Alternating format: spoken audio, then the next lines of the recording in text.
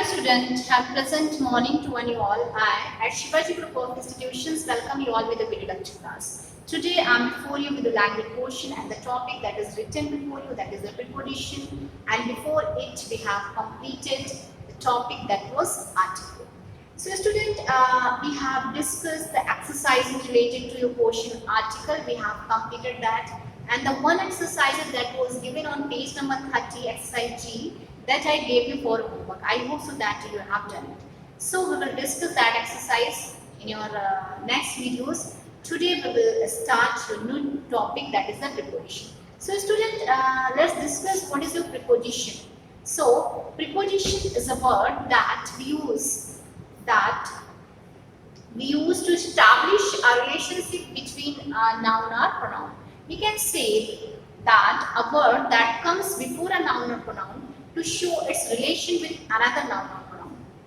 You can say that in a sentence, a preposition that comes before a noun or pronoun to show its relation with another noun or pronoun. Either we can say that a words that establish a relationship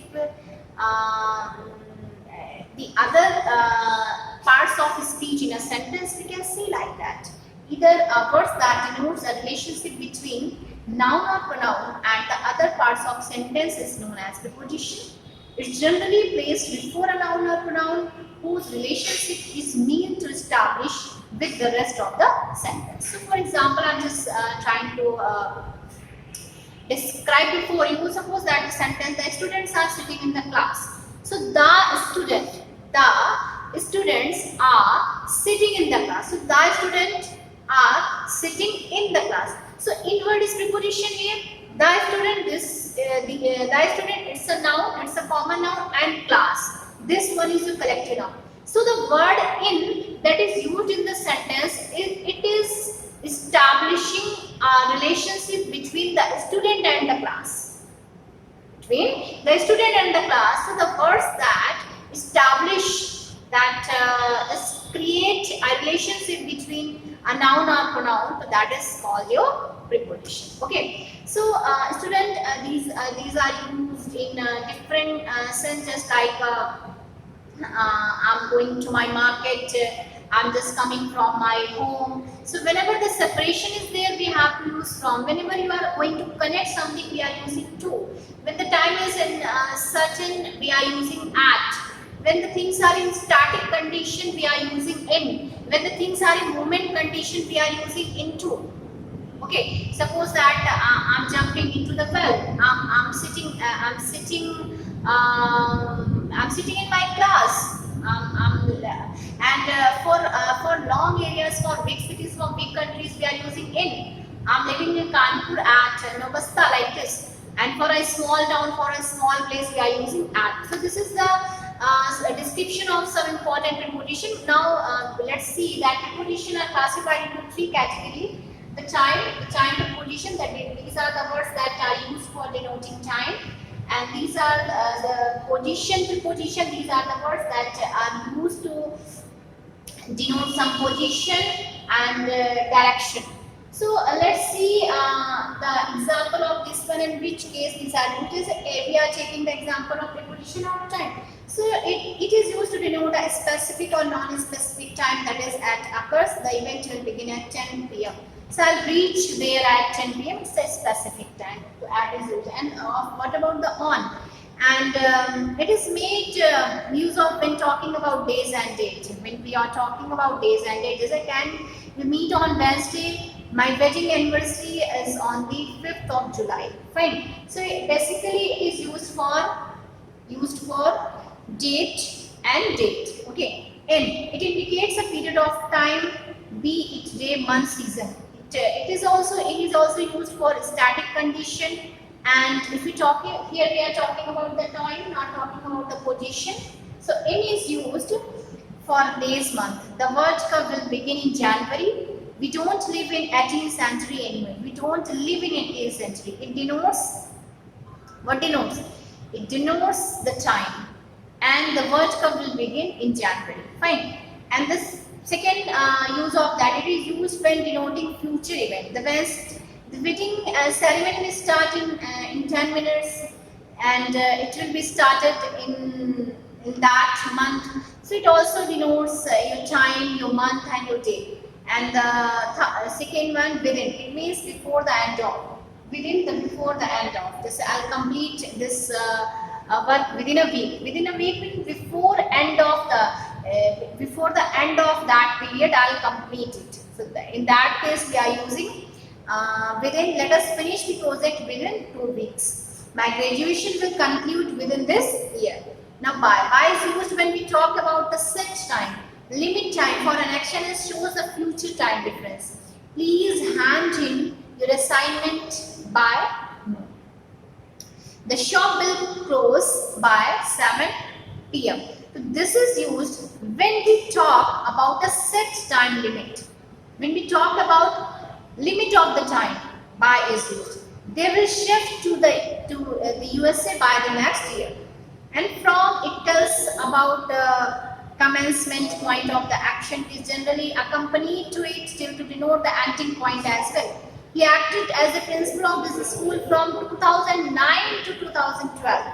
She was in detention from 10 a.m. till noon, like this. And before, it talks about the time prior of action. It denotes prior of the time, after it talks about the time subsequent to action. Can you discuss this after lunch, like this? And during, what is the use of the during? During what is written?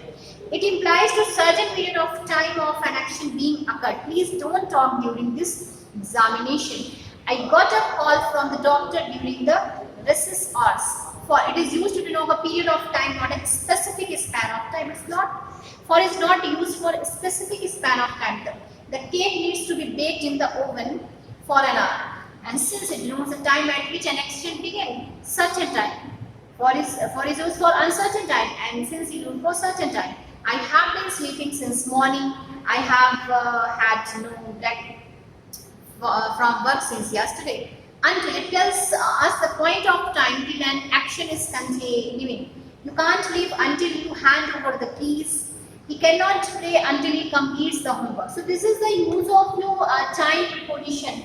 These are the words that we use to denote the time. And the position, what are at, in. So I have already taught you that at is used for small location and in for big cities and location. Just like he lives in India, let's meet at Rajiv Chowk, like this. On and upon. On is generally used for object at rest, while upon is generally used when object are in motion. In the same way, in and into is used. In the same, just like in and into in is used for static condition and into is used for movement condition. In the same way, on and upon is used. On is used for rest position and upon is used for motion. The plates are placed on the table. The plates are placed on the table. The frog hopped upon the table. Fine. Above and over. These are used for denoting a position state higher than a reference point. Over is usually used when something is touched by another. So see the difference. The bookshelf is above my bed. Above my bed. So it is said that they are used for denoting the higher position. Over is used when something is touched by another. Over is used when something, when two things are there and the one thing is touching to another one. In that case, over is used. The bookshelf is above my head. The bookshelf is above my head. It means bookshelf and my head is not in touch. So that is why bookshelf is above my bed. Jack wore the coat over his t-shirt. Jack wore the coat over his t-shirt. So here coat and t-shirts, they both are touched together. That is why we are using here over. So over is used when the things are in touch. Okay, and the words flew right over my head.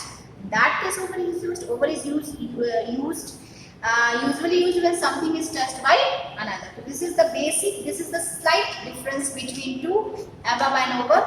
Below and under, the meaning of both the words is same. The teacher, they are used for denoting a position state below than a reference. The teacher failed everyone with a score below 33%. And the toy has fallen under the bed. The toy has fallen under the bed. It denotes the position, but teacher failed everyone with a score below 33%. So there is also a slight difference. They both are used when the things are something below, but the using of these two words are something different. Near, it indicates someone or something at a short distance away. My hometown is near Ludhiana. I have placed the bag near the chair. And the next one is that is given over here, across, between and above. Across. It denotes a location on the other side of the reference position. Location on the other side. So he was standing across the road when he waved at me. He was standing across the road. That person was standing across the road when he was waving at me. He seated himself across the table. He seated himself across the table for lunch. It denotes the position. These are the preposition that denotes the position. And between is used for two people, and among is used for more. Among is used for more than two people. He parked his car between two other cars. He hid himself.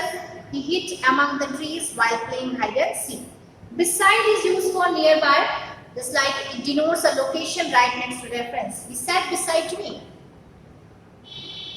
A boy always sit beside me. Come and sit beside me. So these are the words that we use to denote position. And direction. Along, it denotes a movement at the edge or at the side of the reference. At the edge. If you walk along this road, you will reach the market in half a kilometer. She is traveling along with her mother. It denotes a movement at the edge or at the side of the reference. Around, it indicates circular motion. You have to travel around the building to reach the canteen. The kid kept running around her parents. It indicates circle motion. At denotes a motion in a particular direction. She threw a stone at me. She threw a stone at me. He aimed a number of accusation at him. Down. The stone fell down on the well. I started walking down the road. Into, it always shows the movement condition. He threw a stone into the lake. She dropped a coin into the fountain. Tells us about motion of a person or object away from its previous position. Please switch off the fan.